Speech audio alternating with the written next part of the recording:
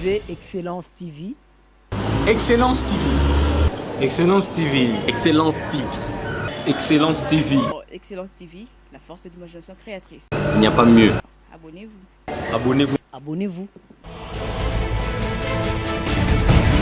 Bonjour très chers téléspectateurs d'Excellence TV. Je sais que vous êtes tellement nombreux, vous que nous suivrez partout dans le monde entier. Bienvenue déjà dans notre émission ZY. Aujourd'hui, nous avons reçu pour vous un membre et puis le secrétaire national de la Ligue de jeunes de l'UDPS.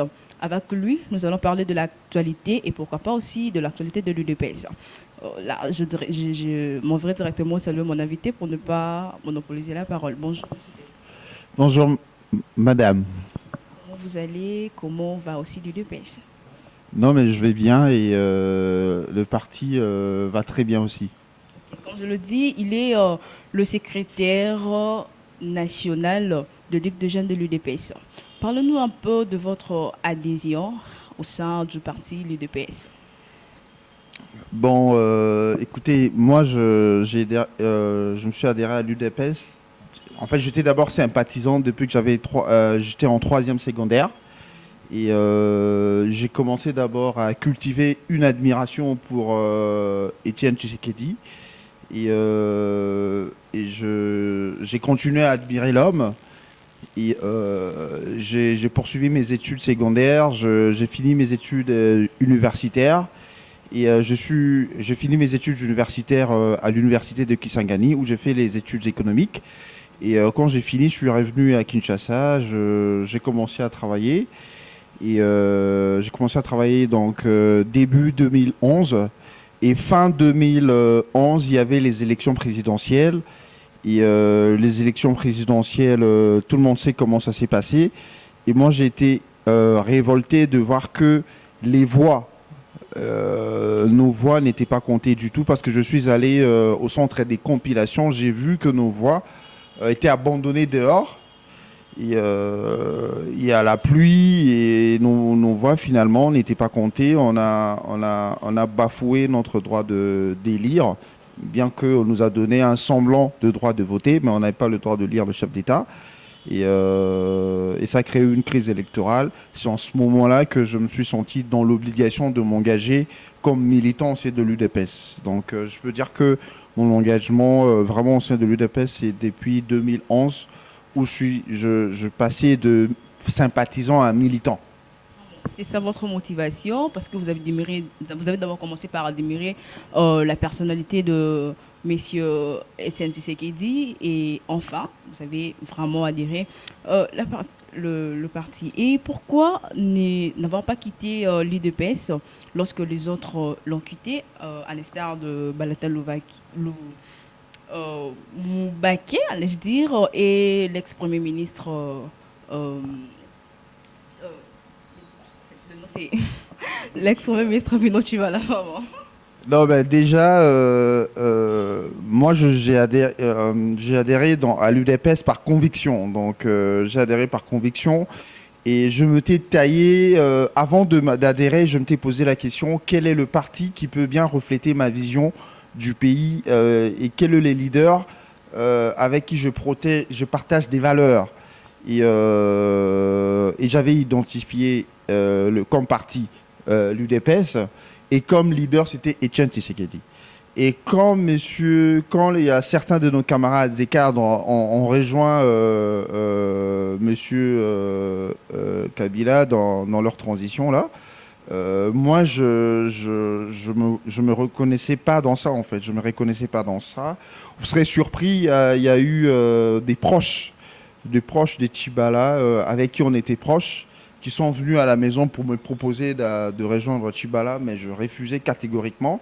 Il y a certains qui sont venus même avec de Prado, des TX pour me dire, écoute, toi tu t'en es où avec ta vie, il faut regarder, l'UDPS n'a plus d'avenir, Étienne Tshisekedi n'est plus là, il faut nous rejoindre à vite. Je leur ai dit, écoute, moi je suis pas entré en politique pour de biens matériels et j'ai une vision. Vous n'avez pas été dérangé lorsque Étienne Tshisekedi est mort, directement son fils est devenu président de l'UDPS? Non, c'était pas directement. Il faut bien faire la lecture de faits. Et quand Etienne Tshisekedi est mort, c'est le président, c'est le CG Jean-Marc Aboud qui a géré l'intérim. Je parle de président. Je parle bien de président de l'UDPS, juste après le Etienne Tshisekedi. Oui, donc, mais cela a été fait de manière démocratique. Il y a eu un congrès et le congrès a élu, nous avons élu, au cours de ce congrès, on a élu le président Félix Tshisekedi. Ce n'était pas une imposition, c'était les jeux démocratiques qui s'est imposé. Donc nous, ça ne nous a pas choqué, c'est la démocratie. Et Etienne Tshisekedi avait déjà prévu ça, il avait bien dit, quand on lui posait la question sur sa succession, il disait c'est la démocratie qui va trancher. Et la démocratie a tranché, c'est pour cela Félix Tshisekedi est devenu le 4e président de l'UDPS. Vous êtes secrétaire général de Ligue de Jeunes. Et pourquoi vous n'envisagez pas d'occuper d'autres postes au sein de l'UDPS? Pourquoi continuez-vous à être secrétaire général?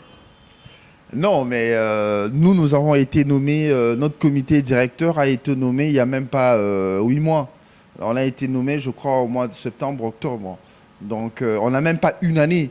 Donc, nous avons voulu prendre la tête de cet organe pour encadrer notre jeunesse, pour la former et l'aider à s'épanouir en politique. Si on vous proposait d'autres postes, vous allez quitter soit l'économie, le social. Non, mais comme secrétaire général, je gère tout. Je gère les finances, je gère les hommes, je gère tout. Donc, je vois pas, je comprends pas votre question. Voilà, je comprends pas votre question parce que comme secrétaire général, tu es comme un premier ministre et tu es comme le chef de l'exécutif d'une institution. Et tu gères tout ça, tu gères et les finances, et l'économie, et les hommes, et les sociales, on gère tout ça, quoi. Ça nous apprend déjà à gérer la chose publique et on gère tout ça. Et pourriez-vous nous expliquer le mission statutaire de la Ligue de jeunes au sein de ces grands partis qui est l'UDPS? La Ligue des jeunes a 3 missions principales. Recruter, encadrer et former les jeunes. Donc, ce sont les 3 missions principales et statutaires de la Ligue des jeunes. Vous êtes aussi membre cofondateur de l'AGPRO, hein, c'est ça, non? L'AGPRO, l'association de jeunes professionnels, c'est comme ça, non? Ouais, l'association de jeunes professionnels pour la démocratie, vraiment. C'est au sein de l'UDPS ou au sein de l'UDPS? Oui. Alors, pourquoi encore créer cette association? C'est pas une création de trop? Non, en fait, la Ligue des jeunes était un organe du parti rattaché à la présidence qui est organisé de cette manière. Il y a en son sein un comité directeur qui est piloté par un bureau politique dirigé par le président de la Ligue. Et dont je suis, dans le bureau politique, je suis la 2e figure parce que je suis comme la personne qui gère la Ligue au quotidien. Donc c'est ça. Là, ce sont les organes centraux. Et puis il y a les organes de base, on a les fédérations et les sections. Mais en dehors de ces organes, de ces structures statutaires ou des structures reconnues, il y a des mouvements et associations des jeunes affiliés au sein de la Ligue des jeunes. Et là, maintenant, on voit la nouvelle génération Tshisekedi, on voit la force du progrès, et puis on a maintenant l'association de jeunes professionnels pour la démocratie et les progrès sociaux. C'est dans cette optique-là que l'AGPRO existe. Donc c'est une association affiliée à la Ligue des jeunes, et ça fait partie intégrante de l'UDPS. Quelles sont les conditions pour adhérer à l'AGPRO? Pour adhérer, il faut avoir au max 45 ans. Il faut avoir un emploi parce que l'objectif de cette association, c'est d'être une pépinière de cadres pour notre parti parce que la jeunesse, c'est l'avenir du parti. Il y a eu une jeunesse combattante qui a tout donné, qui a tout sacrifié pour qu'on arrive au pouvoir. Mais maintenant qu'on est au pouvoir, il y a d'autres enjeux. On doit apprendre à la jeunesse, l'apprentissage de la gestion de la chose publique. Donc, du coup, il nous faut des cadres parce que, comme vous l'aviez souligné, avec toutes les crises que l'UDPS a connues, avec toutes les phases des luttes, l'UDPS a été vidé de tous ses cadres. Donc nous comprenons cela. Quand on a été nommé à la tête de la Ligue, on a mis en place cette association qui a affilié à la Ligue, qui a pour objectif de recruter la crème, en fait, de recruter les intellectuels qui travaillent, qui ont une expérience professionnelle et qui vont mettre à la disposition du parti leur expérience professionnelle. Est-ce que le président Fathi prête l'oreille aussi à tout ce que vous lui donnez comme proposition? Non, mais tout à fait. On va vous étonner. Le programme des 100 jours, ça a commencé par une initiative de Agipro. En fait, c'est Agipro, c'est l'Association des jeunes professionnels pour la démocratie et le progrès social, dans son mémo de février, qui a proposé au président, en attendant du gouvernement, de prendre des mesures urgentes pour soulager la population, la misère de la population. Et le président n'a pas tardé pour mettre ça en branle, car on a vu que le président a lancé les travaux des 100 jours. Et ça, c'est une initiative de Agipro. Et Agipro avait proposé au président, dans son mémo toujours de février, des mesures de décrispation et de cohésion nationale. À la suite de cette proposition, bien que le président l'avait déjà en tête, nous avons vu la libération de prisonniers politiques et les retours de tous les leaders politiques qui étaient en exil. Ça, ce sont des propositions concrètes de Agipro. C'était juste après, parlons un peu de vos propositions, juste après la prestation de serment du président Fathi, vous aviez fait une proposition de manière à ce que le nouveau régime, dont le président venait de votre parti, devrait avoir la gestion d'entreprises publiques.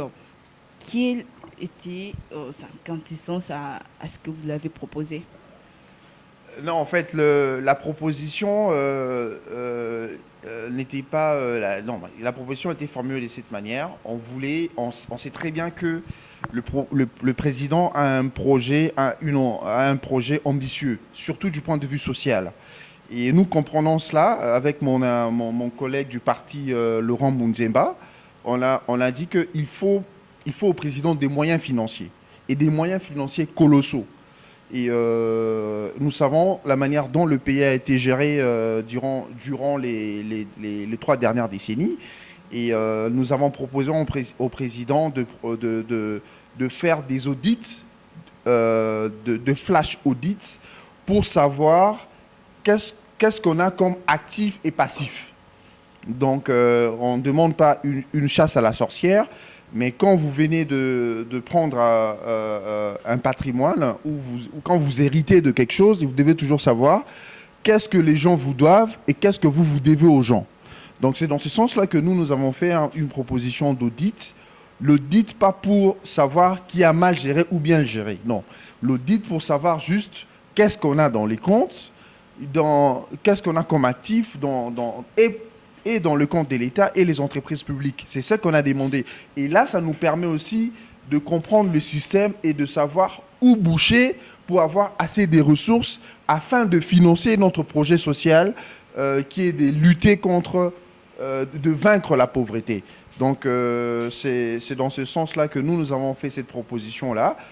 Un audit qui consistera à faire un état des lieux pour qu'on sache qu'est-ce qu'on a, qu'est-ce qui nous manque, où est-ce que ça fuite, comment boucher pour pouvoir mobiliser de ressources et financer notre projet de société qui est de vaincre la pauvreté. L'IDPS est un membre composant du CACH, Cap pour le changement, et l'ensemble avec l'Union nationale, l'UNC, allais-je dire. Quelles sont vos relations en tant que président de Ligue de jeunes avec d'autres Ligue de jeunes d'autres partis? Non, mais déjà, il y a une jeunesse de CACH qui a été mise en place, et je crois qu'on a de bonnes relations avec la jeunesse de l'UNC, qui est dirigée par un monsieur que je respecte, un jeune que je respecte, Billy Kambale. On a commencé à collaborer depuis longtemps, d'abord pour obtenir cette alternance. Et puis nous avons continué. Il n'y a même pas 48 heures que j'ai lu au téléphone. on échange tout le temps sur tous les sujets d'actualité. Donc on est vraiment en bon terme. Et pas plus qu'hier, on a eu un match de football entre les jeunes de UNC et de l'UDPS. Voilà, le match s'est joué à YOLO. C'était vraiment un plaisir, un moment de partage et un moment amical. Donc nos relations sont vraiment des relations amicales et des relations d'alliés, quoi. Et vous avez aussi des activités que vous organisez entre ces deux divisions. Tout à fait, je viens de parler d'un match de football qui a été organisé hier. Donc à part ça, on échange sur tout. Voilà, on échange sur tout et on prévoit des sorties ensemble et on coordonne toujours nos activités. Après l'intervention de l'honorable Nawej sur les ordonnances du chef de l'État, le jeune de l'UDPS s'était montré violent face aux jeunes de l'FCC. Quelle a été la responsabilité de Ligue de jeunes, de l'organisation de Ligue de jeunes de votre parti de l'UDPS? Déjà, Votre responsabilité. non, mais je réfute le propos selon lequel les jeunes de l'UDPS sont violents. Ce sont sûrement des infiltrés.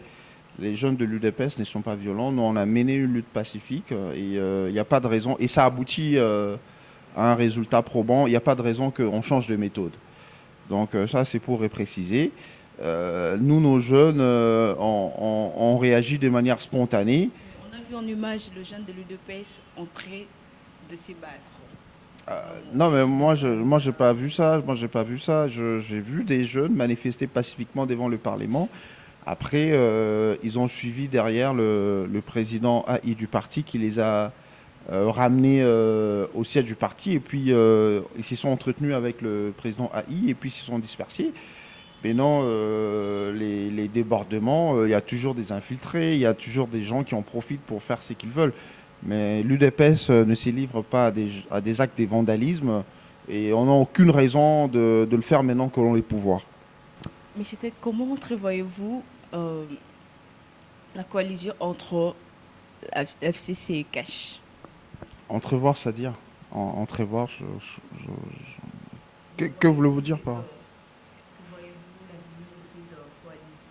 là? Mais c'est une coalition qui a de l'avenir, il faut juste qu'on se mette d'accord sur ce qu'on veut faire pour le peuple et tout le monde ait conscience que notre peuple a beaucoup souffert et il faut vraiment faire quelque chose pour ce peuple, sinon la coalition n'aura aucun avenir. Il faut que tout le monde vienne pour que le pays avance, pour que les problèmes sociaux qui se posent avec acuité se résolvent. Et voilà, que le peuple tourne son compte, quoi. C'est pour cela qu'il faut tout détailler. Je comprends pourquoi ça prend un peu de temps. Parce qu'il faut vraiment qu'on se mette d'accord sur une chose. On ne vient pas là pour faire du n'importe quoi. On vient là pour travailler pour le peuple. Et la jeunesse ne se laissera pas abuser, quoi. Parce que c'est au prix du sang des jeunes. UDPS, voilà, on en a perdu nos camarades. Dans notre siège à cause de tout ça. Donc nous, on voit beaucoup plus. On attend de cette coalition beaucoup et on sait qu'avec la vision du chef de l'État et sa détermination, les choses iront dans le bon sens. Même lorsque l'FCC veut avoir presque tout le ministère. Non, mais là, ce sont des spéculations. Ils n'auront pas tout. C'est pour cela qu'on est en négociation. Donc on trouvera un équilibre et les chefs d'État vont conduire l'action du gouvernemental. Donc il faut que ça soit clair. Il n'y a qu'une seule personne qui est détentrice d'une vision, c'est le président Félix Antoine Tshisekedi Tshilombo. Parce que dans un pays, on dirige pas un pays avec deux dépositaires d'une vision. Il n'y a qu'une seule personne. Et voilà, tout le monde va se conformer à sa vision. C'est comme ça qu'on va avancer. Le chef de cette coalition, c'est bel et bien le président Félix-Antoine Tshisekedi Tshilombo. Et il n'y a aucun doute. On va avancer. Tout le monde va s'aligner derrière lui pour que notre pays avance. Le président Fachi, hier, a fait je dirais, sa première sortie médiatique internationale. Mais il a dit quelque part qu'il ne pense pas être la marionnette. Il est marionnette de qui? N'est-ce pas? Il manque d'incertitude ou soit il manque de ou soit une hésitation pour s'affirmer président. Non, pas du tout, pas du tout. Il a été clair. En fait, il est le chef d'État. Il ne peut pas passer tout son temps à se justifier sur des spéculations, sur des racontards, sur des inepties. Parce que ça, ce sont des inepties. Et vous comprendrez les gens qui reviennent déçus parfois. Et voilà, parfois ça l'agace. Moi, ça m'irrite quand on revient tout le temps sur ça. Non, mais on lui a posé la question, que direz-vous on lui a posé la question. C'est pas lui-même qui a dit ça. Il n'a pas juste lancé le message comme ça. On lui a posé la question, est-ce que vous êtes une marionnette? Il a répondu de manière sèche, il n'est pas une marionnette de qui que ce soit. Donc moi, j'ai vu plutôt de la hauteur et de quelqu'un qui est sûr de son pouvoir, qui ne voulait pas se revendiquer de quelque chose qu'il a déjà. Vous voyez, si tu es une marionnette, c'est là où tu vas commencer à t'agiter quand on te pose ce genre de questions. Non, je ne suis pas une marionnette, tu t'es justifié. Mais lui, il n'a pas à se justifier. Il est président, il s'assume comme tel. Tu lui poses ce genre de questions, il te répond avec beaucoup de sérénité qui ne l'est pas. Et il n'a pas à se justifier. Et parce que la FCC, comme je venais de poser cette question tantôt, la FCC noie presque tout le ministère. Non, mais vous tenez ça d'où? Donc, on n'est pas là, je crois qu'on est dans une émission sérieuse, on n'est pas là pour parler des spéculations. Ça a été dit clairement, le Premier ministre qui est nommé, il a dit quand les négociations vont aboutir, il y aura une communication officielle. Il n'y a pas de communication officielle, donc on attend que les négociations prennent fin, qu'il y ait une communication officielle, et là on va en parler. Il n'y a pas d'allure, on attend une communication officielle. L'allure, c'est-à-dire quoi? L'allure, il n'y a rien, il n'y a pas d'allure. Il y aura une communication officielle qui annonce que les négociations ont abouti. C'est en ce moment-là qu'on va juger du résultat des négociations. Là, on est dans des spéculations et malheureusement, la scène politique congolaise, les gens discutent sur des spéculations. Et moi, je ne veux pas entrer dans ça. Non, nous, on est UDPS. On sait faire la politique et on ne discute pas sur des spéculations, on discute sur des informations officielles. Hier, il y a une marche de la Mouka qui a été prévue, mais annulée. Est-ce qu'on ne pourrait pas dire qu'il y a le même voiture qui est en marche, mais on a juste changé le chauffeur? Non, mais la marche annulée, je ne comprends pas. La marche a été interdite parce que la marche a été interdite parce que le 30 juin c'est un jour sacré. C'est un jour sacré. On célèbre l'indépendance. Donc il n'y avait pas question. Selon le gouverneur, il a jugé il a donné les arguments solides pour dire que, écoute, c'est le 30 juin. On ne peut pas marcher le 30 juin, mais si vous voulez, choisissez un autre jour. Ils peuvent même faire des marches du 1er au 31. Hein? Pourquoi ils n'ont pas choisi aujourd'hui? Ils pouvaient faire une marche. Moi, je les conseille de saisir le gouverneur pour commencer des marches dès demain jusqu'en 2023. Ça sera. Nous, on va leur donner, mais qu'ils enlèvent le 30 juin, qu'ils enlèvent le 4 janvier. Ce sont des dates significatives où on a besoin d'une communion de peuple, de l'unité nationale pour partager ensemble une histoire commune. Sinon, on se perd là, on se perd. Un peuple doit avoir une âme et des références historiques.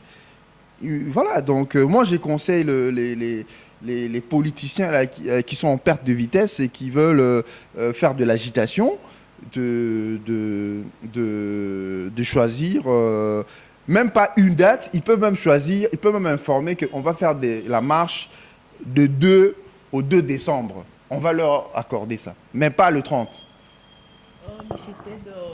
Je crois que nous allons chuter d'ici là. Je rappelle que j'ai reçu aujourd'hui dans notre mission ZY Messier Ted Béléchaï, c'est ça?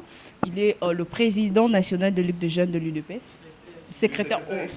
Excusez-moi, je le dire le secrétaire exécutif national de l'UDPS. Et nous allons nous séparer d'ici là.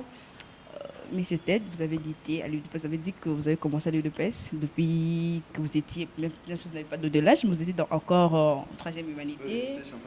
Vraiment. Et aujourd'hui, l'UDPS est au pouvoir. Vous ne vous voyez pas dans un corps ministériel?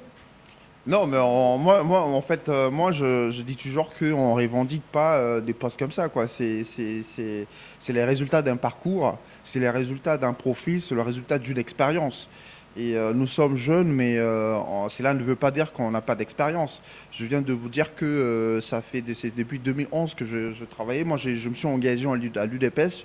J'ai commencé une carrière professionnelle. Donc ça fait longtemps que je fais le métier d'auditeur dans une multinationale où je suis le représentant des travailleurs. C'est-à-dire que dans ma société, il n'y a pas que des jeunes, hein. Il y a des papas, il y a des mamans, il y a tout le monde. Mais je suis le représentant des travailleurs de cette société, la multinationale. Et voilà, c'est juste une illustration pour vous dire que l'UDPS, c'est un parti c'est une école. C'est une école, c'est une idée, c'est un état d'esprit. Il y a des jeunes compétents qui peuvent bien servir et qui peuvent bien servir le président. Et le président est conscient de ça. Et tout le monde parle de renouvellement de la classe politique, de la classe politique. Et je crois que ça ne sera pas un cadeau. Nous, de notre côté, comme jeunes, on se bat pour s'affirmer, on se bat pour montrer de quoi on est capable. Et les choses iront naturellement pour que notre classe politique se rajeunisse et qu'une jeunesse visionnaire, indépendante, épanouie s'impose. C'est pas facile déjà d'encadrer le jeune militant de l'UDPS parce qu'ils sont un peu mal vus ici chez nous. Ils sont un peu violents. Là, on le sait tous, non? Les jeunes de l'UDPS sont un peu violents. Non, on répète encore une fois de plus, la violence, c'est pas l'UDPS. L'UDPS, c'est la lutte pacifique. Donc, vous connaissez toutes les organisations politiques qui ont pris les armes, toutes les organisations politiques qui ont pillé, tué, violé. Et là, vous ne pouvez pas citer l'UDPS parmi ces organisations-là. On a mené une lutte politique. Vous allez voir tous ces jeunes qui sont derrière moi. Ce sont des jeunes bien formés, ce sont des jeunes pacifiques, ce sont des jeunes intègres. Et ils sont tous de l'UDPS. Et justement, moi, je me suis décidé particulièrement de passer à la télé et de faire des sorties médiatiques pour laver cette image. On doit laver cette image pour faire comprendre que nous, on a été préparés à gérer ce pays. Et on va gérer ce pays un peu plus longtemps. Et avec tous ces jeunes, vous pouvez compter sur nous et on va faire de ce pays une puissance au cœur de l'Afrique. Quel message lancerez-vous à tous les jeunes qui vont nous suivre, surtout les jeunes, parce que nous sommes un peu manipulés, la politique nous manipule, là on doit le dire, la politique vraiment nous manipule. Quel sera votre message? Déjà, je lance un message à tous les jeunes Congolais qui veulent faire de la politique, qui veulent s'engager pour leur pays, de s'engager massivement, d'adhérer massivement à l'UDPS via la Ligue des jeunes. Et ils seront encadrés à la gestion de la chose publique parce que maintenant, la UDPS est au pouvoir. Et après ça sera les jeunes. L'avenir de l'UDPS, l'avenir du pays, c'est la jeunesse. Et venez adhérer massivement à l'UDPS. Et la Ligue des jeunes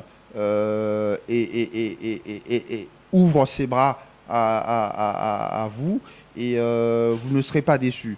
Et j'invite tous les jeunes à soutenir de manière très appuyée le président de la République qui a une vision, qui a de l'empathie, qui a de l'amour, qui a de l'humilité nécessaire pour servir le Congo. Donc nous devons être derrière le chef de l'État. Nous ne devons pas céder à la manipulation et au discours haineux. Et le président est déterminé à sortir les jeunes de la précarité, à sortir les jeunes de la pauvreté. Donc, soyons à côté du chef de l'État, adhérons massivement à l'UDPS et pour faire avancer notre pays et pour relever des défis tous ensemble. Vraiment, ça a été un plaisir d'être là devant vous, très chers amis téléspectateurs d'Excellence TV. Je rappelle que nous avons reçu aujourd'hui pour vous M. Ted Béléchaï, qui est le secrétaire exécutif national de Ligue de jeunes de l'UDPS. Votre dernier mot, déjà, parce que nous disons déjà au revoir. Votre dernier mot un mot par rapport à... Je vous remercie sincèrement. Et j'encourage votre télévision à continuer sur le chemin de l'excellence parce que nous, jeunes de l'UDPS, nous prenons l'excellence et ces genres d'émissions où les noms et déjà excellence nous intéressent. Et je crois que ça ne sera pas pour la première fois. Et merci beaucoup aux téléspectateurs et merci à tout le monde.